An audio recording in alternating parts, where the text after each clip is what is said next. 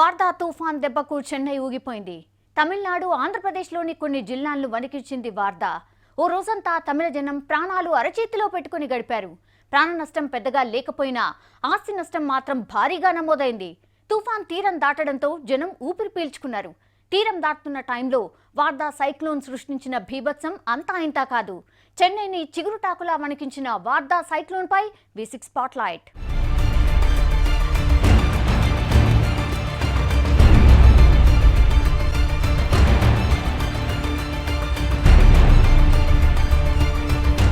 గంటకు 140 నుంచి 180 కిలోమీటర్ల వేగంతో వీచిన గాలులు, చెవులకు చిల్లులు పడే సౌండ్, సముద్ర తీరంలో ఎగిసిపడిన అలలు. వార్దా తుఫాన్ ప్రళయం, విలయం, యుగాంతం అన్నిటినీ ఒకేసారి 3Dలో చూపించింది. సోమవారమంతా వర్షాలు, ఈదురుగాళ్లతో వణికిపోయారు తమిళ ప్రజలు.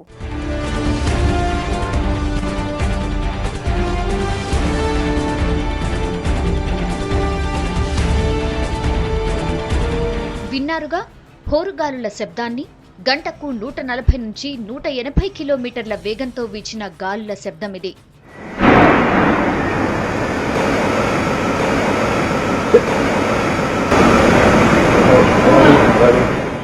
వార్దా తుఫాన్ సృష్టించిన బీభత్సం ఇది. పైకప్పులు ఎగిరిపోయాయి, వేలల్లో చెట్లు కూలిపోయాయి, రోడ్లపై కార్లు గాల్లో లేచాయి. టన్నుల కొద్ది బరువున్న పెట్రోల్ ట్యాంకర్ కూడా హోరుగాలులకు తట్టుకోలేకపోయింది.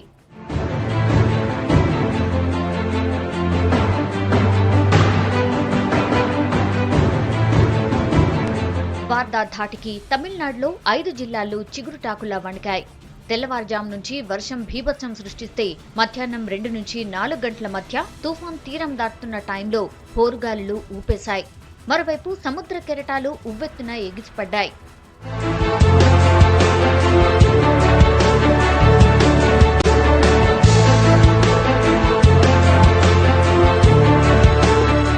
తుఫాన్ ధాటికి చెన్నైతో సహా కాంచీపురం, తిరువల్లూర్, విలుపురం, కడలూరు జిల్లాలు భారీగా నష్టపోయాయి. హోరుగాళ్ల ధాటికి వేళ్లలో చెట్లు నేలకులాయి, కరెంటు స్తంభాలు నిలువునా కూలిపోయాయి. దాంతో చాలా చోట్ల కరెంటు సప్లై ఆగిపోయింది. अभी cyclone very close to Chennai coast है और ये इसका जो केंद्र का कुछ हिस्सा अभी लैंड के ऊपर है, इसलिए आप बोल सकते हैं कि अभी लैंडफॉल प्रोसेस चालू है और ये एंटायर प्रोसेस कंप्लीट होने के लिए 1-2 घंटा लग सकता है। और इसका जो प्रभाव है इसके साथ साथ हेवी रेन तो हो रहा है। इसका विंड स्पीड जो है अभी 100 to 110 kilometre per hour, gusting to 120 kilometre per hour है। Chennai city 92 kilometre per hour wind speed record किया है 1330 आवर्स IST पर, और गस्टिनेस पे ये 110 किलोमीटर पर आवर हुआ है। प्रिकॉशनरी मेजर के हिसाब से हम लोग अर्ली वार्निंग देते हैं और अर्ली वार्निंग के बेस करके जो disaster management authorities centre and state level पर होते हैं वो प्रिपेयरनेस एंड प्रिवेंशन मेजर्स लेते हैं। सब कुछ मेजर लिया गया है और ये जो चेतावनी वगैरह हम लोग देते हैं और 3 घंटे अपडेट प्रोवाइड करते हैं। और डे ऑफ साइक्लोन लैंडफॉल जैसे आज हम लोग आवरली अपडेट सुबह से दे रहे हैं, 1 घंटे हर 1 घंटे बुलेटिन दे रहे हैं। వార్దా దాటికి చెన్నైలో 2 రోజుల పాటు జనజీవనం స్తంభించింది. చెన్నై సముద్ర తీర ప్రాంతాలైన కాశీమేడు, తిరువత్తయూరు, ఎన్నూరు లాంటి ప్రాంతాల్లో ఉప్పెనకు బలైపోతామో అన్న పరిస్థితి కనిపించింది. తీర ప్రాంతాల్లోని కొన్ని ఇళ్లలోకి సముద్రపు నీరు ఎగిసిపడింది.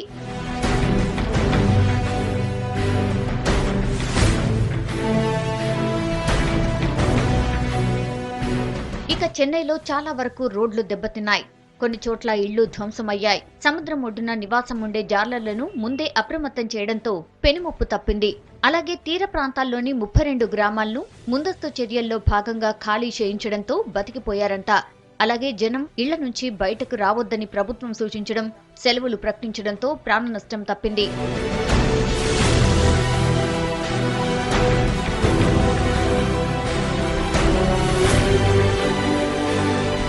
ఇక వార్దా దెబ్బకు దేశవ్యాప్తంగా చెన్నైకి ట్రావెల్ లింక్ తప్పినట్టయింది. రైల్వే మార్గాలన్నీ జలమయమయ్యాయి. ఈదురుగాళ్లకు కొన్ని రైల్వే స్టేషన్లలో పైకప్పులు ఎగిరిపడ్డాయి. ముందే రైళ్లు, బస్సులు, లోకల్ ట్రైన్స్ ను ఆపేయడంతో ప్రమాదం తప్పింది. साइक्लोन जो आया है उससे हमारे सदर्न रेलवे जोन जो रेलवे का है उसमें रेलवे यातायात पूरी तरह प्रभावित हुआ है। उसमें मूलतः जो चेन्नई डिवीजन है वहां पर रेल यातायात ज्यादा प्रभावित हुआ है। हमने अपना इमरजेंसी कंट्रोल एक्टिवेट कर दिया है, हमने हेल्पलाइन नंबर भी सेटअप कर दिया है ताकि लोगों को जानकारी उससे मिल सके।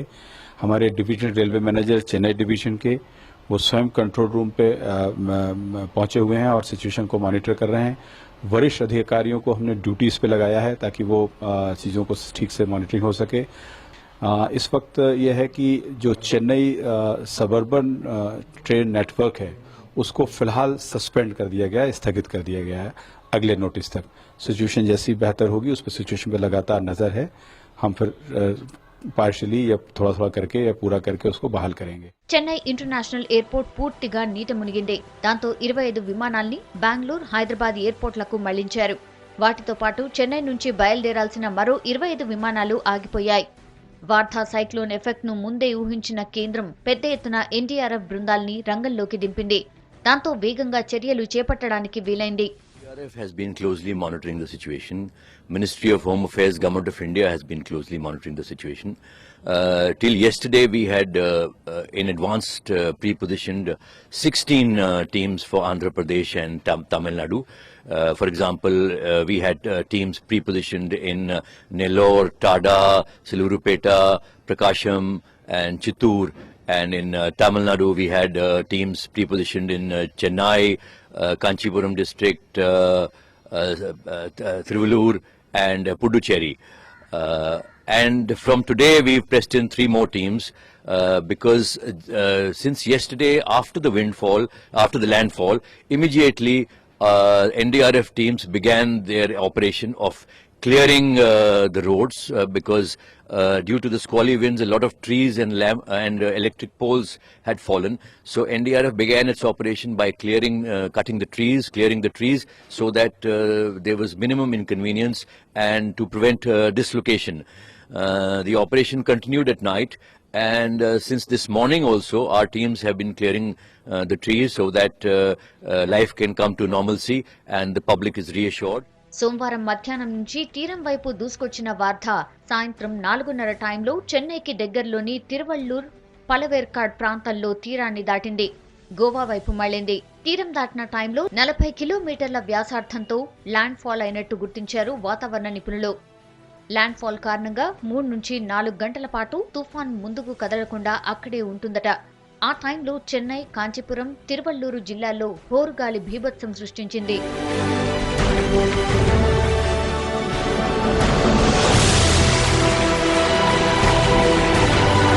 నిజానికి తుఫాన్ వల్ల వర్షాలు పెద్దగా పడింది లేదు. మీనంబాకం లాంటి ప్రాంతాల్లో నమోదైన 18 సెంటీమీటర్ల వర్షపాతమే అత్యధికం. కానీ సైక్లోన్ తీరం దాటడానికి ముందు వీచిన గాలుల వల్లే ఎక్కువ భీభత్సం జరిగింది.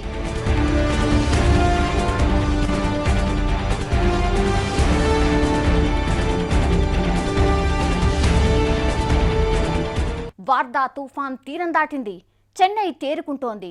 ఒక్క చెన్నై ఏంటి, ఆంధ్రప్రదేశ్లోని కోస్తా జిల్లాలపైన తుఫాన్ ప్రభావం పడింది. శ్రీహరికోట సతీష్ ధావన్ స్పేస్ సెంటర్కు ఎఫెక్ట్ తప్పలేదు. కోస్తాంధ్రతో పాటు రాయలసీమ జిల్లాల్లోనూ భారీ వర్షాలు కురిశాయి.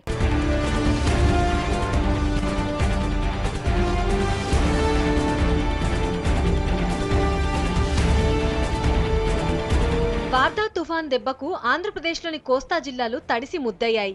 తుఫాను తీరం దాటే టైంలో నెల్లూరులోని షార్ సెంటర్, పులికాట్ సరస్సు ప్రాంతాల్లో గంటకు 130 కిలోమీటర్ల వేగంతో గాలులు వీచాయి.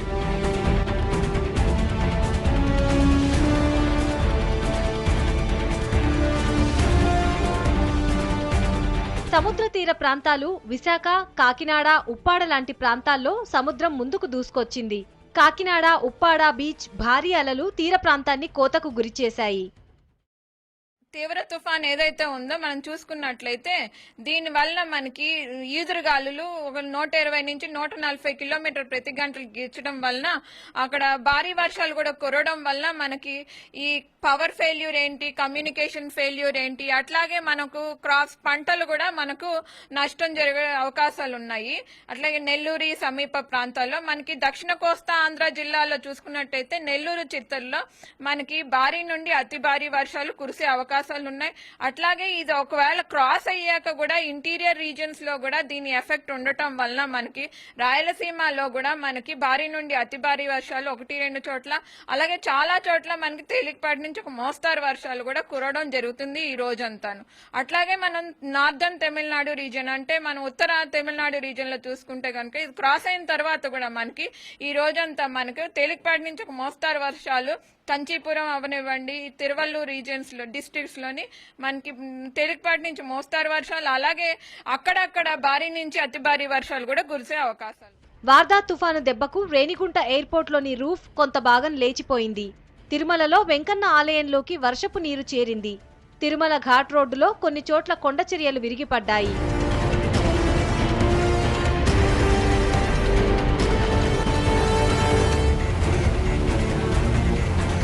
వార్దా తుఫానుతో వణికిపోయిన తీర ప్రాంతాలన్నీ కోలుకుంటున్నాయి. చెన్నైలో ట్రాఫిక్ క్లియర్ అయింది. విద్యుత్ పునరుద్ధరణ పనుల్ని వేగంగా చేపట్టారు. రైళ్లని పునరుద్ధరించారు. చెన్నై ఎయిర్పోర్ట్ను రాకపోకల కోసం రెడీ చేస్తున్నారు.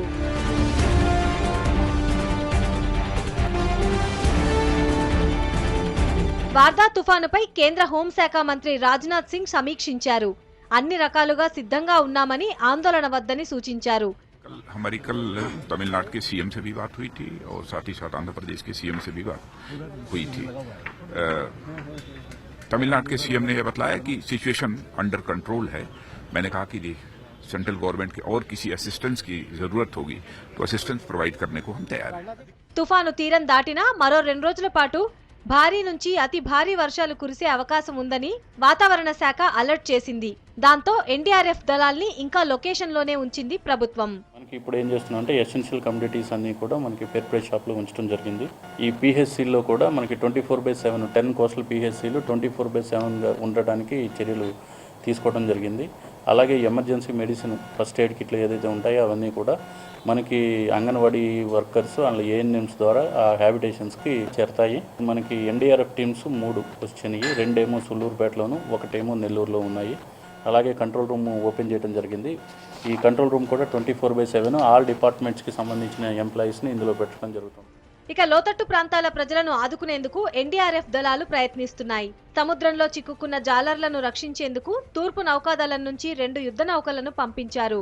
ఐఎన్ఎస్ శివాలిక్, ఐఎన్ఎస్ కద్మత్లు రంగంలోకి దిగాయి. प्रदेश के नेल्लोर डिस्ट्रिक्ट में कुल 4 टीमें एनडीआरएफ की तैनात है, जिसमें एक टाडा, 2 सिलूरपेटा और 1 नेल्लोर में।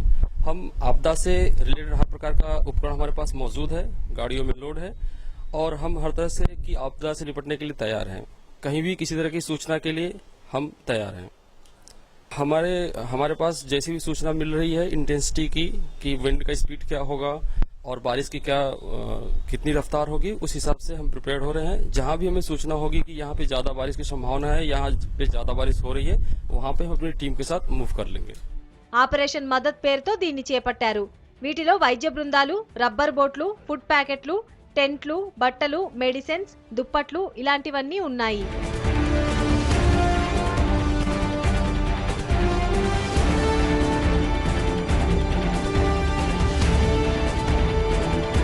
తమిళనాడుకు డిసెంబర్ గండం ఉన్నట్టుంది.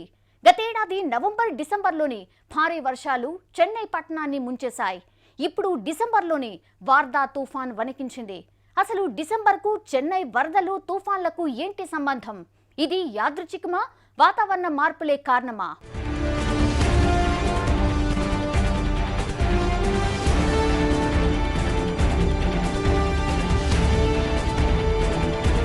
చెన్నై వరదలు దేశ చరిత్రలోనే ఎక్కువసార్లు వినే ప్రకృతి విపత్తు. ప్రతి ఏటా కాకపోయినా నవంబర్ డిసెంబర్ మధ్యలో వరదలు తుఫాన్లు అల్లకల్లోలం చేస్తూ ఉంటాయి.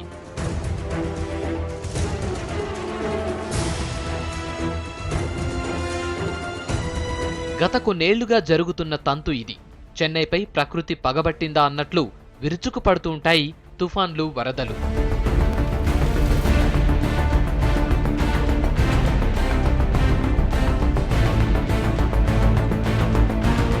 గతేడాది సౌత్ ఇండియాలో నవంబర్ 8 నుంచి డిసెంబర్ 14 మధ్య భారీ వర్షాలు కురిశాయి.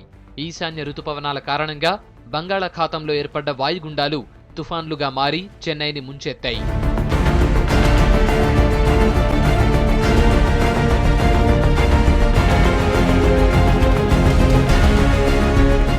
చెన్నైనే కాదు, ఆంధ్రప్రదేశ్, పుదుచ్చేరి రాష్ట్రాల్లోని తీర ప్రాంతాలను వరదలు ముంచెత్తాయి. గతేడాది వరదల్లో చెన్నై పూర్తిగా నీట మునిగింది. ఈ వరదల్లో సుమారు 500 మంది చనిపోయారు.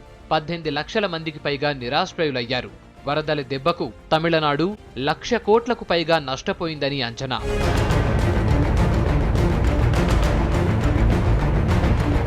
నిజానికి భారత ద్వీపకల్పానికి తూర్పున బంగాళాఖాతం, పశ్చిమాన అరేబియా సముద్రం ఉన్నాయి. పశ్చిమ తీరంతో పోలిస్తే తూర్పు తీరంలో ఉండే బంగాళాఖాతంలోనే తుఫాన్లు ఎక్కువగా వస్తూ ఉంటాయి.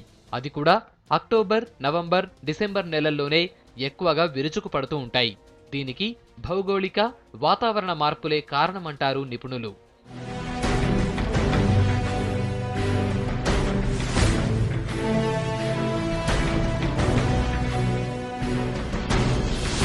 వాతావరణంలో ఉండే నీటి ఆవిరి ఆధారంగా తుఫాన్లు బలపడతాయి. వాతావరణంలో ఉన్న నీటి ఆవిరి మోతాదు, నీటి ఉపరితలం మీద ఉష్ణోగ్రతకు, గాలి ఉష్ణోగ్రతకు మధ్య గల తేడాపై ఆధారపడి ఉంటుంది. తూర్పు తీరంలో నదులు ఎక్కువగా ఉండటం వల్ల అవి బంగాళాఖాతంలోకి చేరతాయి. దీంతో సముద్రంలో ఉప్పు నీటి కన్నా మంచినీరు తేలికగా ఉంటుంది. అది సముద్ర ఉపరితలంపై పలుచటి పొర ఈజీగా వేడెక్కి ఆవిరిగా మారుతుంది. ఇదే తుఫాన్లకు కారణమవుతుందంటారు నిపుణులు.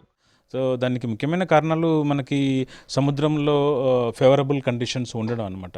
అంటే మనకి సముద్రపు నీటి ఉష్ణోగ్రత, సీ సర్ఫేస్ టెంపరేచర్ అంటాము, దెన్ విండ్ షియర్, ఇవన్నీ ఫేవరబుల్గా ఉంటే మీకు ఇంటెన్సిటీ మెయింటైన్ అవుతుంది, లేకపోతే ఇంక్రీజ్ అవుతుంది. అన్ఫేవరబుల్గా ఉంటే మీకు అది ఇంటెన్సిఫై కాకుండా వీకెన్ అవుతుంది అనమాట. అరేబియా సముద్రం మాత్రం దీనికి భిన్నం. అరేబియా సముద్రంలో త్వరగా వేడెక్కే పలుచటి మంచినీటి పొర ఏర్పడే ఛాన్సే లేదు. అందుకే తుఫాన్లు తక్కువ అంటారు. ఇక అరేబియా సముద్రం కన్నా బంగాళాఖాతం వేడి ఎక్కువ. తుఫాన్లు ఏర్పడడానికి సముద్ర ఉపరితల ఉష్ణోగ్రత వేడే కీలకం. బంగాళాఖాతానికి 3 వైపులా భూమి ఉంటుంది. ఓవైపు మాత్రం హిందూ మహాసముద్రానికి లింక్ అయి ఉంటుంది. నిజానికి అక్టోబర్, నవంబర్, డిసెంబర్ నెలల్లో సముద్ర ఉపరితలం మీద ఉష్ణోగ్రతకు 3 వైపులా ఉండే టెంపరేచర్స్కు చాలా తేడాలుంటాయి. ఆ తేడాలతోనే వాయుపీడనం ఏర్పడుతుందన్నది నిపుణుల విశ్లేషణ.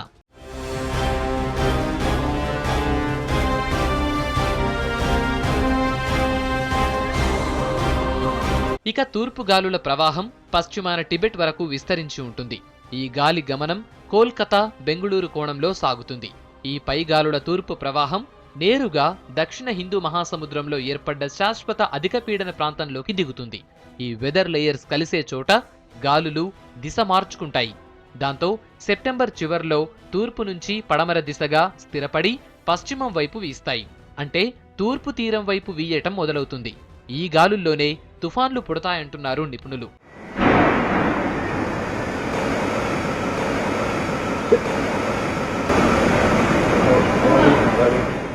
2014 అక్టోబర్లో హుదూద్ తుఫాన్ వచ్చింది. వైజాగ్ దగ్గరలో తీరం దాటింది. హుదూద్ ధాటికి గంటకు 205 కిలోమీటర్ల వేగంతో గాలులు వీచాయి. హుదూద్ ఎఫెక్టుకు ఏపీలోని కోస్తా ప్రాంతాలు, ఒడిశాపై తీవ్ర ప్రభావం పడింది. మీకు హుద్హుద్ తుఫాన్ 2014 అక్టోబర్లో విశాఖపట్నం దాటినప్పుడు దానికంటే ఈ తుఫాన్ యొక్క తీవ్రత తక్కువే. దానికంటే మీకు దాంట్లో 160-170 కిలోమీటర్ల వరకు గాలులు నమోదయ్యాయి. దీంట్లో 120, మ్యాక్సిమం 130 వరకు గస్టింగ్ విండ్స్ ఉన్నట్టు తెలిసింది. సో దానికంటే ఇది తీవ్రత తక్కువే. తప్పకుండా ఇది మెట్రో నగరంలో మీకు దాన్ని ప్రజల ఇబ్బందులు కొంచెం ఎక్కువగానే ఉంటాయి. మీకు ట్రాఫిక్ దగ్గర నుంచి ఫ్లడ్డింగ్, అర్బన్ ఫ్లడ్డింగ్ ఇవన్నీ కూడా జరుగుతుంటాయి. 2013 అక్టోబర్లో ఫాలిన్ తుఫాన్ ఏపీ, ఒడిశా తీరంలో అల్లకల్లోలం సృష్టించింది.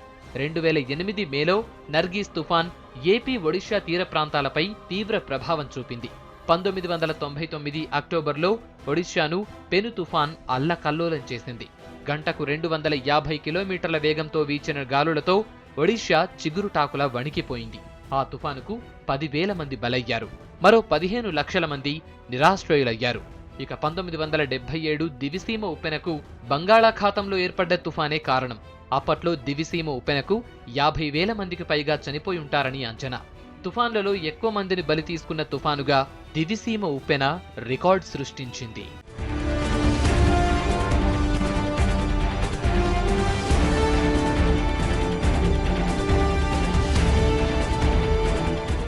అమ్మ మరణంతో శోకసంద్రంలో ఉన్న తమిళనాడుకు వార్దా తుఫాన్ మళ్లీ కన్నీళ్లు పెట్టించింది. రాష్ట్ర చరిత్రలో ఇది అతిపెద్ద డిసెంబర్ గండం. దాని నుంచి కోలుకోవడానికి తమిళులకు చాలా రోజులే టైం పట్టొచ్చు. ఇది V6 స్పాట్లైట్.